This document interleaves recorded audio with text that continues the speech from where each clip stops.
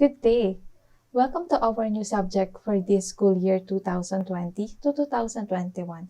My name is Miss Wildy Anne G. Villanueva, or you can call me Miss Wildy.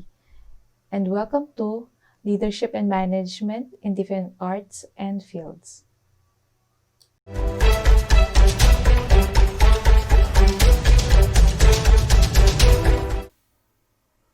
It is exciting to know that through the arts and design track, young people like you will be introduced to the basic principles of managing the arts.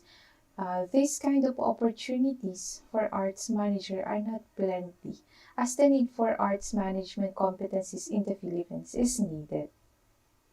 So let's begin our lesson for today, the self in the arts. We have different categories under which the national artist can be recognized, namely literature, dance, music, contemporary arts, theater, film, and architecture. Lahat ng naipamana sa atin ng mga national artist at ng mga bagong artist ngayon ay concern ng mga arts manager.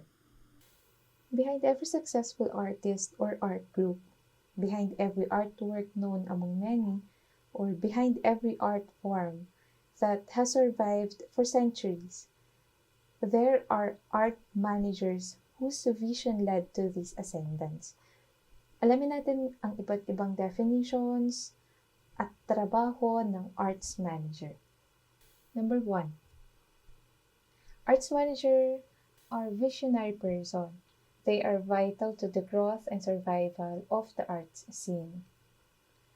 They may also be a leader of an organization, an institution, a creative enterprise, or a policymaker. They may also be a support staff for any of these. Third, an art manager is a game changer. They are agents of transformation in specific art discipline or even within a municipality or region. An arts manager can traverse geographical borders and create interventions in the national or even the international level. Mamaya, papakita ko sa inyo yung iba't ibang examples kung paano nagagawa ng isang arts manager ang mga ito. This lesson focuses on personal awareness in relation to the essence of arts management. So, the personal awareness na nire-require are knowledge of commitments of arts managers para ma-relate nila yung sarili nila. So, sa mga students, we need to evaluate your capacity to pursue such commitments. So, in this lesson, we will go into explore necessary personal traits that are important in managing the arts. And it will help you to recognize and identify your own personal strength, weakness, and it will also show how individual traits kagaya ng discipline or integrity na magiging impact sa mga magiging trabaho ninyo in the future bilang arts manager. In refining ourselves to become an arts manager, we have to pursue these 3 commitments in the arts management. These commitments that we're going to tackle were expounded by Derek Chong, 2003. Number 1, the commitment to excellence and artistic integrity. 2, the commitment to accessibility and audience development, and the commitment to public accountability and cost effectiveness. This textbook will start with the basics. And itong mga pictures na ipapakita ko sa inyo ay mga examples lamang ng mga naging trabaho ng arts managers. Alam ko familiar kayo dito. Tama, The Desert Museum. Nakarating ka na ba dito? Oo, sa Cubao to. Ito ay ang Art in Island. Alam ko familiar kayo dyan. Tama, sa Taguig yan. Yan yung Mind Museum. And lastly, the Music Museum. Okay, let's begin. Number 1, Commitment to artistic excellence and integrity. This goes beyond offering what one thinks the public wants. Isa sa mga dapat nating isaalang-alang ay ang kung ano ang gusto ng viewers mo or ng customers mo. Hindi pwedeng kung ano lang yung gusto mo or kung ano lang yung kaya mong gawin or ibigay. The commitment to artistic excellence means relentlessly pursuing one's vision in the arts as a leader and tastemaker. It allows the arts manager to initiate the creative partnership. Isa sa mga dapat nating i-take notes na dapat kapag gumagawa tayo ng isang project, an art is an enjoyable and admirable. Like for example, dito sa picture na ito ay isa sa mga artwork ni Botong Francisco. And kung makakadaan kayo sa Angono, makikita nyo dun yung mga murals na ginagawa ng mga artist dun sa bayan nila. So kung mapapansin niyo na hindi lang sila gumagawa ng mga arts or project dahil gusto nila, dahil alam nila na yung mga nagawa nilang arts na yon ay matutuwa or dadayuhin sila ng ibang mga tao from other bayan. It starts with recognizing the needs to nurture one's heritage, delivering sound and meaningful content. This is the road that a visionary should take.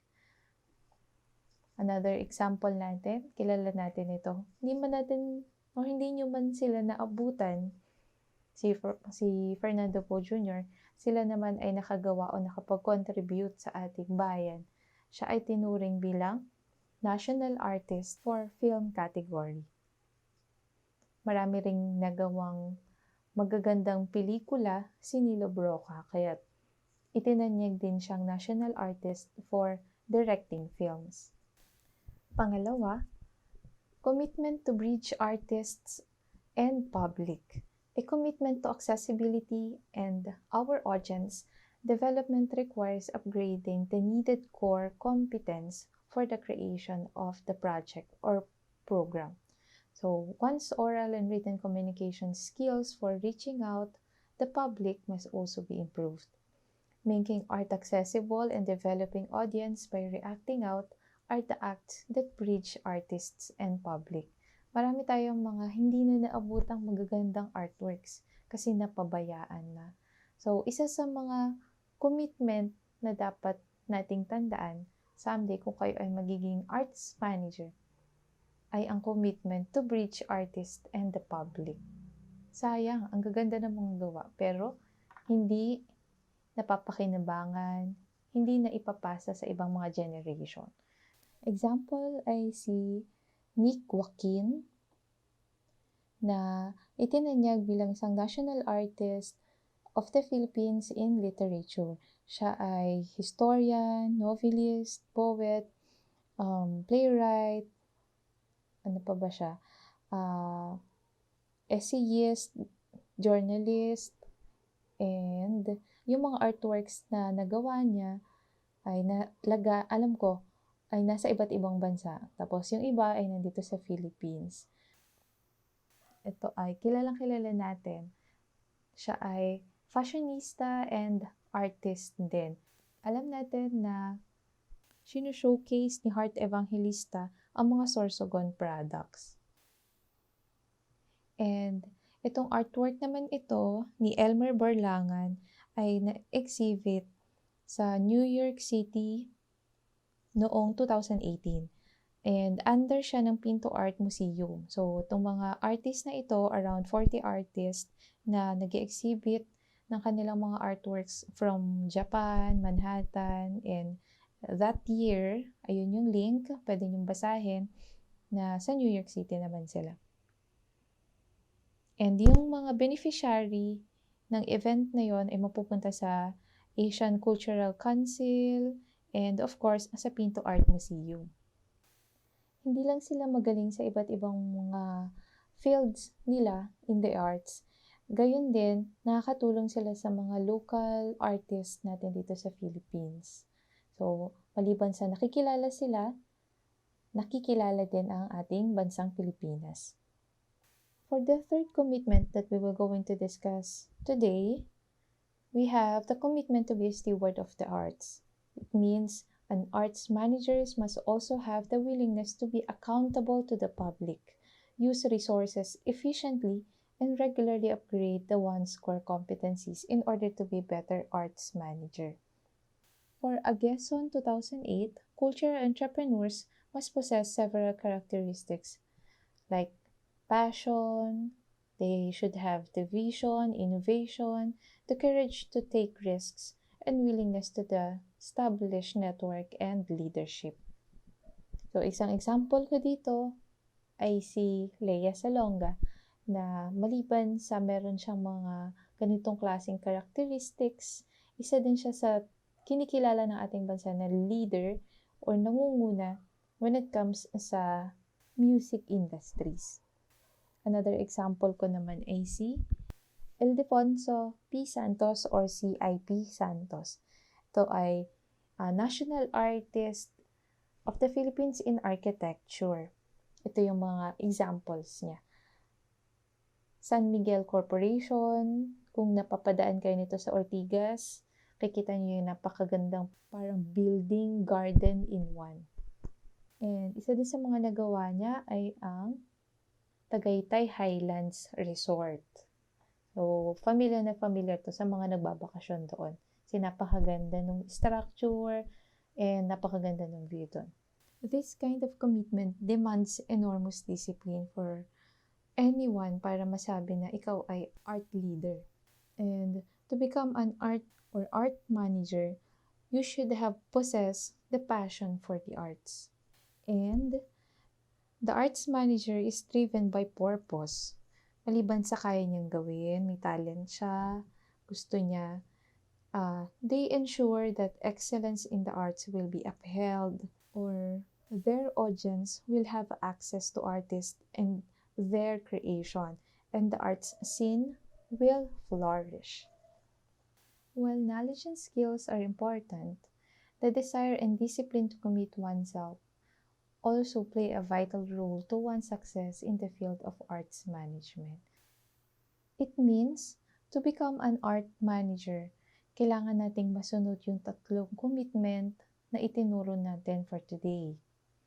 Hindi lang meron kang skills, importante yon. Kailangan din nating maging knowledgeable, kailangan natin yon. Pero yung passion sa ginagawa natin ang pinakamahalaga.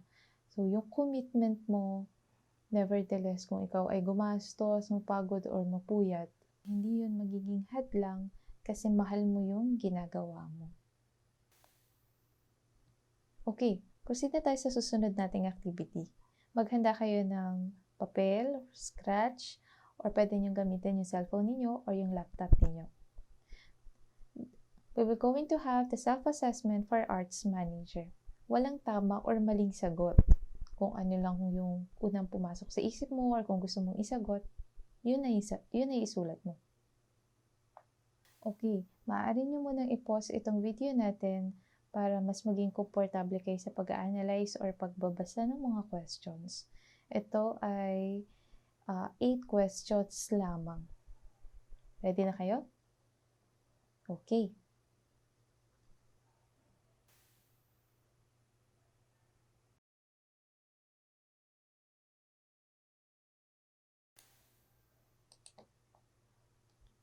Okay, tapos na kayo magsagot, bilangin ninyo ang scores ninyo. Kung mas marami kayong sagot na letter A, possible, you are type of person who work with objects, nagdo-drawing, sculpture, or mas precision yung paggamit ng mata at kamay. So, yun. Kung mas marami naman na sagot ninyo ay letter B, you are kind of person with dealing with people. Siguro ikaw yung tao na magaling kang magsalita, marami kang friends, hindi ka nahihiyang makipag-usap sa hindi mo kilala. Baka mas marami kang sagot na letter C. Ikaw naman yung klase ng arts manager naman na mas gusto mong nag-work with ideas. Possible na creative kind of person, you may be a writer, or sanay kang mag-work mag-isa. Part pa rin ng self-assessment ninyo bilang isang mga future arts manager ang pag-analyze ng setbacks na kaya natin. Kasi mga setbacks, possible, ito yung mga magiging hindrance sa pagiging successful mo someday. So, this will be our last step. To discover your personality traits and understand those of other people's as well. There are common roadblocks to success by Yost, 2007. Okay, the arts manager may encounter common roadblocks to success that includes resources. Usually, ito talaga yung pinakamahirap sa lahat, ang pagpa-funding or paghahanap ng available na materials para makapag-start ka ng isang project. So, isa sa magiging problem natin or ninyo is yung kawalan ng pera, lalo na kapag fresh grad ka or bago ka pa lang sa industry na gusto mong pasukin. So, isa sa mga advisable na dapat mong gawin is manghingi ng sponsorship, maghanap or mag-apply for grants or magbenta ng mga pre-loved items mo. Kasama rin dito ang crowdsourcing or even practicing the small or simple principle of saving and spending. Isa yun sa mga kailangan natin. Kasi kung gusto mong maging successful, hindi dapat ito magiging setbacks or magiging hindrance for your success. Pangalawa, social connections. Social connections are not only have to do with other people. See the arts manager, but how they think others to see them. So, hindi ka dapat mahiyain as much as possible. People who have poor sense of self-worth may often have problems approaching and connecting with others. So, kailangan mo ng networks. Kailangan mo ng ibang tao para maging success ka. Sabi nga is, no man is an island. So, kung gusto mo maging successful, kailangan mong tanggapin sa sarili mo na hindi ka magiging successful mag-isa. The key to overcome and develop your confidence or self-esteem is by harnessing one's skills and knowledge. It is easier to feel confident kung alam mo kung ano yung ginagawa mo. And kailangan din nating maging aware sa value ng arts manager that brings to the organization. Kasi kapag naghahanap ka ng connections, i-showcase mo na sa kanila visually or through plans kung ano yung mga gusto mong mangyari dun sa itatayo mong mga projects or events. So, hindi nila maiintindihan or magigets kung ano yung ibig mong sabihin kapag ikaw mismo hindi mo alam kung ano yung gusto mong mangyari dun sa event na gagawin mo in the future. Pangatlo, setbacks related to growth are related to how the arts manager sees himself or herself as advancing in what is perceived as the hierarchies of values in the arts scene. So, maliban sa dapat may alam ka or knowledgeable ka sa isang sa project or events na yun, kailangan expose ka. Kailangan na-experience mo na yun before. Kasi hindi pwedeng puro theories lang. Hindi pwedeng alam mo yan kasi natutunan mo yan sa school. Kung gusto mong maging successful, kailangan ikaw mismo na-experience mo yon. So, before ka maging successful sa isang project na wini-wish mo na maging successful nga someday, kailangan naging assistant ka muna sa isang event, na-try mong mag-plan or tumulong sa ibang mga projects, gano'n. And lastly, ito yung, siguro kung ngayon, kung performing arts ka sa school, nung ikaw ay junior high school, at naririnig mo sinasabi ng parents mo na wala ka nang ibang ginawa kundi ang sumayaw na sumayaw, hindi ka na umuwi ng on time, hindi ka na natutulog on time, na-late ka sa school, na-absent ka sa ibang mga subjects mo nang dahil sa kakasayaw mo, kakakanta mo, isa yun sa magiging setbacks or hindrance ninyo someday, yung mismong family mo. So, as such, parents not wanting a child to venture in the arts scene, or their sickness or death in the family, or the pressure to seek another career hinder growth. May mga parents tayo na pinagbibigyan lang nila kayo ngayon na maging arts and design or maging performing arts kasi yun ang gusto mo. Pero on your college, syempre mas gusto nila yung mga courses na may pera. Lagi kasi sinasabi nila, kakasayaw mo, magkakapera kami dyan. So, maraming mga myths. So, pag-usapan natin yung myths. Why not? Yan. Myths that are reworked here in the context of the arts scene. Myth number 1. Being promoted, not being published, or being excluded in an international lineup is equated with failure. Akala yata nila, ang success ay nabubuo or nagagawa within 24 hours. So, kagaya ng mga artist, mga freelancers, hindi pa man sila ngayon nadidiscovered, kagaya ng mga artist na nasa Walt Disney's or yung ibang mga sikat na pelikula. Yun ay myths lamang. So, hindi ka magiging success or magiging top sa industries na gusto mo kung hindi ka nagdaan talaga sa pinakamahihirap na challenges and experiences. So, si Lea Salonga, kung nakita natin na success na talaga siya ngayon, sikat na siya sa buong mundo, hindi siya naging ganun kung hindi siya nagdaan sa maraming auditions. Myth number 2. Growth stops once promotion stops. O same lang siya nung number 1. So, kung akala natin na ang growth ay naka-base lamang sa promotion, o lumalaki yung sweldo mo, o lumalaki yung income mo dun sa business na itatayo mo bilang arts manager, or kung hindi masyadong dinadayo yung mga galleries na nabuo mo in the near future or yung mga events, hindi ibig sabihin na hindi ka nag-grow. Kasi yung experience mo, yung hirap na pinagdaanan mo, natuto ka na dun sa mga pagkakamali mo, natuto ka na dun sa mga hindi mo nagawa, etc. And I think lastly, yung 9 to 5 schedule daw, or yung schedule sa work, ganun, is evidence of stagnation. Totoo ba yun?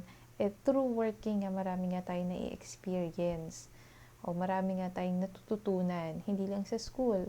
Of course, sa field mismo na gusto mo.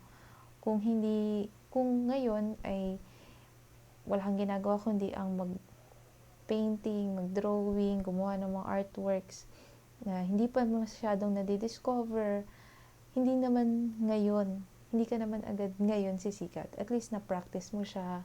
At least, nagawa mo yung best mo. Marami ka natutunan. Ganun. And, yung family natin, family circumstances, isa yung sa setbacks natin. Pero yung mga myths, nakala nila, kung saan tayo nag-i-enjoy, akala nila walang magiging pera doon, or hindi ka magiging success doon kasi hobby mo lang siya. So, it's just a myth. This is now our last topic for today. Ano ang color personalities mo? These color personalities are not meant to categorize people in a box. So, kung ano man yung mga colors and meanings, and definitions na ipapakita ko, hindi ibig sabihin na totally or 100% na ikaw yon. So, kung meron mang negative part, at hindi mo siya gustong tanggapin, hindi mo siya tanggapin. So, ganun lang. They are meant to help one understand human nature and tendencies lamang. You can pause this video para mas mabasa or mas maintindihan nyo na mas malinaw yung mga definition ng color personalities na ipapakita ko.